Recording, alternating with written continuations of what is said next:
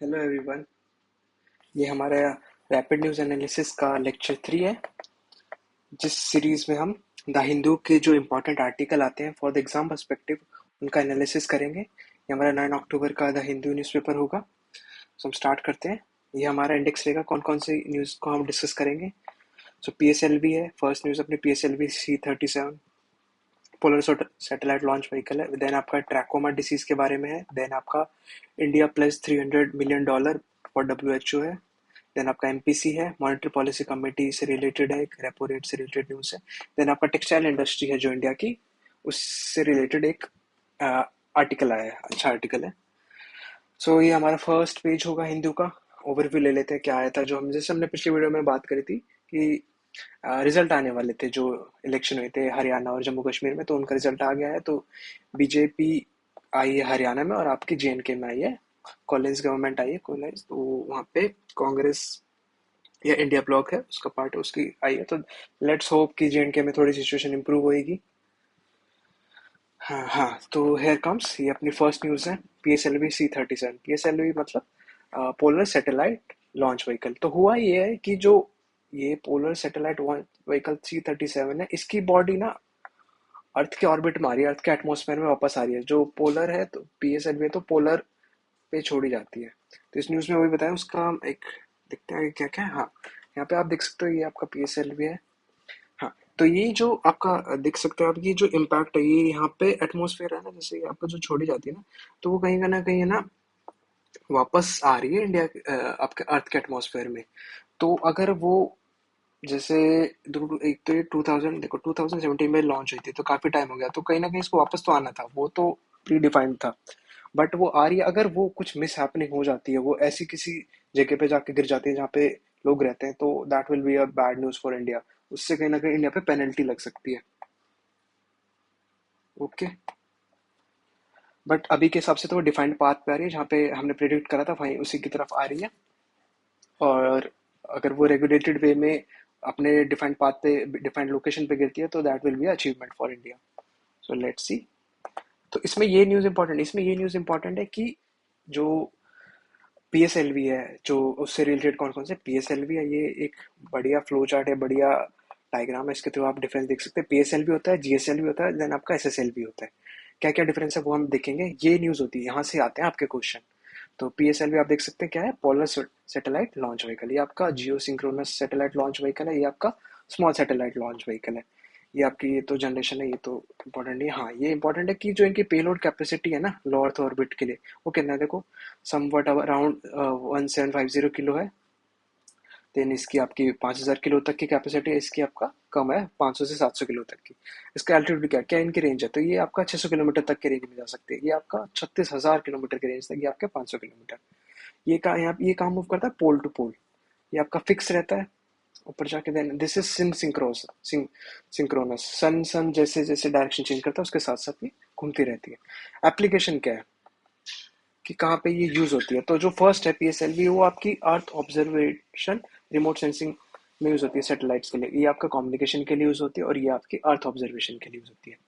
Satellite जो launch करते हैं इनके थ्रू वो यूज होती है। ठीक है, लॉन्च स्टेजेस क्या क्या है, इसमें 4 स्टेज है, ये आपका 3 स्टेज है। इसका आपका 3 स्टेज है, इसमें क्या है, वन सॉलिड और लिक्विड दोनों है। इसमें सॉलिड, लिक्विड और क्रायोजेनिक है। इसमें तीनों के तीनों सॉलिड प्रोपल्शन है, सॉलिड फ्यूल यूज हो रहा है। यूज कहाँ कहाँ यूज हुई अब तक, ये आपका चंद्रयान फर्स्ट में यूज हुई, ये आपका मॉम में भी यूज हुई, मॉम मतलब आपका मार्स ऑर्बिटर मिशन।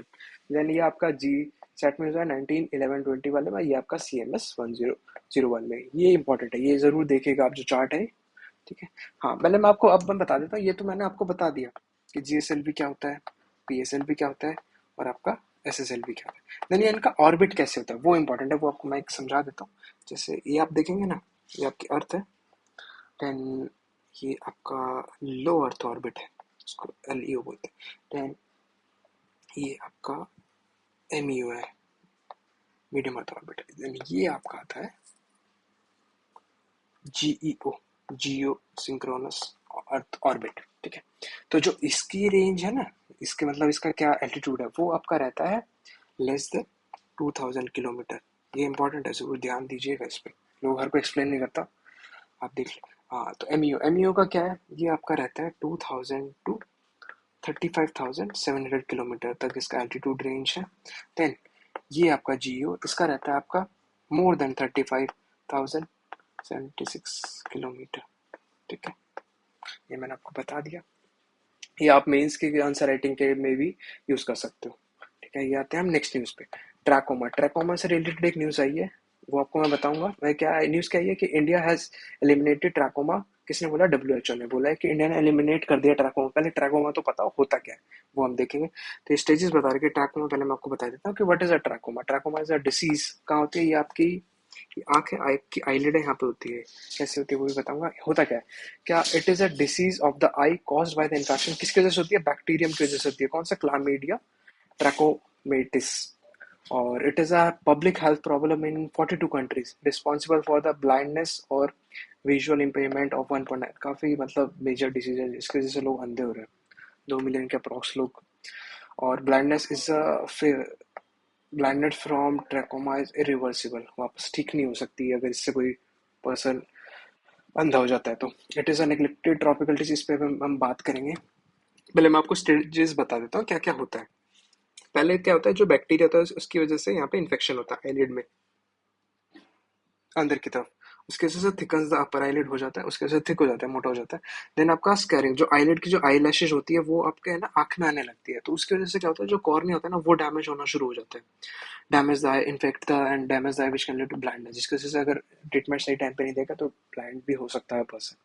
हाँ, तो हम बात करते हैं कि it is a neglected tropical disease and the worst leading infections caused of blindness.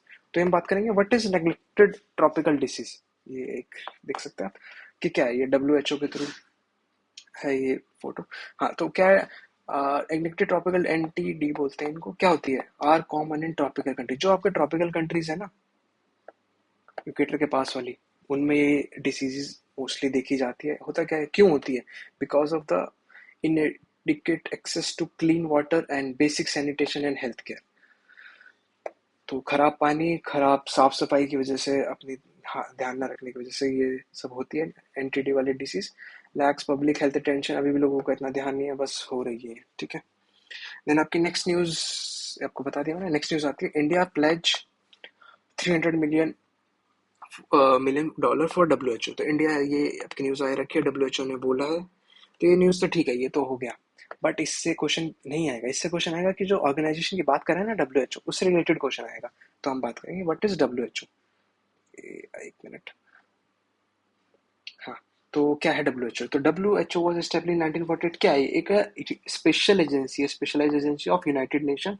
क्या करती है? That connects nation partners and people to promote health. Health से रिलेटेड है, वो तो नाम से पता ही लग रहा है। कीप द वर्ल्ड सेफ, इनका मोटो है। And serve the vulnerable so everyone everywhere can attain the highest level of health. आप देखिए इसका मोटो है ये। क्या है इसके इंपॉर्टेंट ऑब्जेक्टिव्स? क्या है डब्ल्यूएचओ के? Basically to lead global efforts to expand. Health से रिलेटेड है कि हर कोई पर्सन हेल्थ फैसिलिटी या उससे रिलेटेड जो भी सर्विसेज है उनको मिल सके। Then focus on the areas of disease prevention and control and elimination and promotion of health and wellbeing. जो जो भी डिसीजेज हैं वो हो रही है वर्ल्ड वाइड, उनकी प्रिवेंशन के लिए, उनको एलिमिनेट करने के लिए या कंट्रोल करने के लिए, वो इसका ऑब्जेक्टिव में आता है डब्ल्यूएचओ के। कैसे ध्यान रखा जाए, कैसे एलिमिनेट करी जाए। Then it provide the leadership on global health issues, set standards for public health and provide technical assistance and support to countries. ठीक है, ये आपका बता ही रखा है, इसका ऑब्जेक्टिव है, वो आप समझ ही गए होंगे। देन आपको मैं हाँ थोड़ा बता देता हूँ कि डब्ल्यूएचओ में वैसे कितने मेंबर हैं। आपके 194 मेंबर कंट्रीज है इसमें, मोस्टली सारी ही हैं। देन इसकी जो वो डब्ल्यूएचओ, वो इनकी हाईएस्ट डिसीजन मेकिंग बॉडी है। ठीक है, वर्ल्ड हेल्थ असेंबली है। ठीक है, ओके। हाँ, देन आपका नेक्स्ट न्यूज आती है, MPC change repo rate, yes और नो। तो ये एमपीसी ने रेपो रेट चेंज करा है कि नहीं करा? नहीं करा है। फॉर द कॉन्सिक्यूटिव 20 मंथ नहीं करा चेंज। वो अलग रीजन है क्यों नहीं करा, वो सब नहीं आ रहा है, कोई नहीं पूछ रहा है। तो यहाँ पूछेंगे क्वेश्चन क्या आएगा, एमपीसी क्या है और आपका रेपो रेट क्या है। एमपीसी क्या है? एमपीसी का फुल फॉर्म है आपका मॉनेटरी पॉलिसी कमेटी। यहाँ से आएगा क्वेश्चन कि पहला क्वेश्चन तो ये आ सकता है कि किसने रिकमेंडेशन दी थी इसकी। तो उर्जित पटेल कमेटी ने इसकी रिकमेंडेशन दी थी। It is a 6 member body. Six member कैसे है? थ्री थ्री थ्री आपके आरबीआई होते हैं, देन थ्री आपके सेंट्रल गवर्नमेंट के थ्रू अपॉइंट किए हुए पर्सन होते हैं। ठीक है, ये है।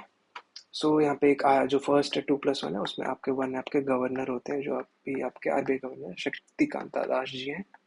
ठीक है। हाँ, इनका काम क्या है, फंक्शन, दे डिसाइड्स इंटरेस्ट रेट और repo rate and promotes economic growth. ठीक है, ये इंटरेस्ट रेट डिसाइड करते हैं, उसके बेसिस पे आपका जो इन्फ्लेशन है ना, इन्फ्लेशन आपको कभी इसके ऊपर भी एक्सप्लेन वीडियो बनाऊंगा मैं। तो 4+-2 ये रहना चाहिए इन्फ्लेशन का रेट। ठीक है, ये इनकी जिम्मेदारी होती है कि इसके अंडर अंडर रहे, 4 टू आपका 2 to 6% की रेंज में रहे। ओके, देन हाँ, मैं आपको बता रहा था कि व्हाट इज बैंक रेट और रेपो रेट, ये लोगों को है ना पता नहीं है, बस न्यूज में आ जाता है। न्यूज में क्वेश्चन ये नहीं आएगा कितना परसेंटेज बढ़ा या नहीं बढ़ा, ये सब नहीं आएगा। क्वेश्चन आएगा जो कि व्हाट इज रेपो रेट, होता क्या है, बैंक रेट क्या है, रेपो रेट क्या है, वो हम बात करेंगे। कि आपको ये फ्लो चार्ट के थ्रू बड़ा बहुत अच्छा समझाया है इन्होंने। तो देखोगे ना, जैसे जो बैंकर्स बैंक होता है ना, कौन होता है आपका, आरबीआई होता है। तो आरबीआई है, यहाँ बीच में आपका एसबीआई या कोई भी कमर्शियल बैंक है, और ये है पब्लिक नॉर्मल हम लोग। तो जो अगर एसबीआई है, जो भी कमर्शियल बैंक है, वो जो लोन लेता है ना आरबीआई से, जो जिस रेट पे दिया जाता है वो लोन, दैट इज आपका रेपो रेट, या आपका उसको बैंक रेट भी बोला जा सकता है। ठीक है, और कौन डिटरमाइन करता है, दैट इज डिसाइडेड बाय आपका सेंट्रल बैंक। कौन है आपका इस केस में, आरबीआई। ठीक है, और जो एसबीआई हमें जो लोन देता है, that is called the at the rate, जिस रेट पे देता है वो आपका लैंडिंग रेट ऑफ बैंक। कौन डिसाइड करता है, वो बैंक खुद डिसाइड करता है। यहाँ पे डिफरेंस है आपका, जैसे यहाँ पे 8 दे रखा था, तो जो 3% का डिफरेंस है, उसी में जो बैंक्स होते हैं वो अपना प्रॉफिट देखते हैं, एम्प्लॉय की सैलरी होती है वो देनी होती है उनको, और अगर ब्रांच एक्सपेंशन करा उसमें जो खर्चा वो सब यहाँ से निकालते हैं। ठीक है, ये आपको मैंने बता दिया। हाँ, देन आपका ये एक आर्टिकल आ रखा था एक्सप्लेन पे, एक्सप्लेनेशन तरीके से, तो दैट इज आपका टेक्सटाइल इंडस्ट्री से रिलेटेड एक आर्टिकल था कि इंडिया की टेक्सटाइल इंडस्ट्री क्या चल रहा है। यहाँ पे आप जस्ट में देख सकते हैं कि बताया गया है कि ये आपको मैं आगे भी की पॉइंट्स में मैंने समझा रखा है। यहाँ पे डाटा दिया हुआ है कि क्या चल रहा है, अभी स्लो डाउन हो रहा है, व्हाट इज द रीजन, ये सब बता रखा है। ठीक है, हाँ, तो ये इंपॉर्टेंट है, यहाँ से आप देख सकते हैं, यहाँ से आप अपने डाटा भी उठा सकते हैं। तो ये here it is the textile industry in India. तो इंडिया की जो टेक्सटाइल एंड अपैरल मार्केट है वो करीब करीब $150 बिलियन का है।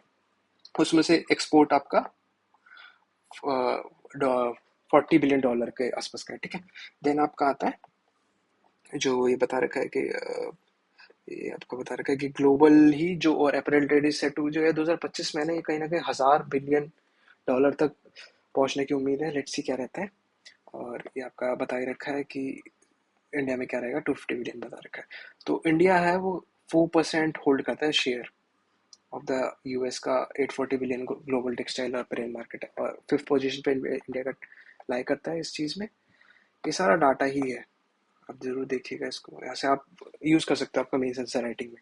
और ये क्या है, जैसे 3% अपने जीडीपी में काउंट मतलब कंट्रीब्यूट करता है, देन आपका 7% आपका इंडस्ट्रियल आउटपुट है, 12% फॉर द एक्सपोर्ट अर्निंग्स में है, ये इसका पार्ट है। देन हाँ, ये India is the second largest producer of silk in the world. Then आपका 95% of the world hand comes from India.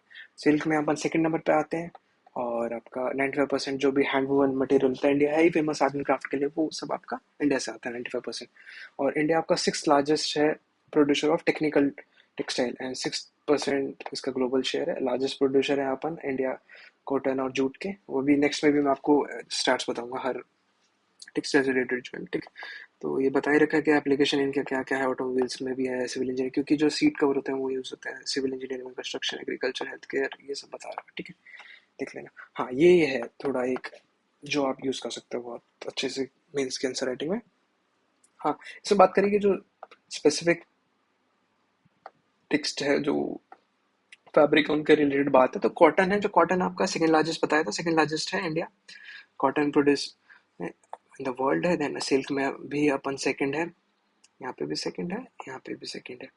18% total raw silk में इंडिया कंट्रीब्यूट करता है। देन वुल में अपन थर्ड है, ये बता रखा है शिप का नंबर, ये कितना वूल अपन प्रोड्यूस करते हैं, वट एवर मिलेंगे, काफ़ी बड़ा नंबर है।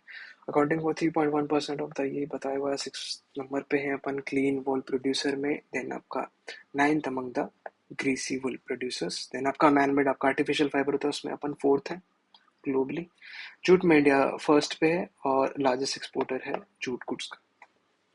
ओके, सो ये लास्ट आर्टिकल था। थैंक यू यहाँ तक सुनने के लिए। कुछ आपका फीडबैक हो तो ज़रूर बताइएगा and please like the video.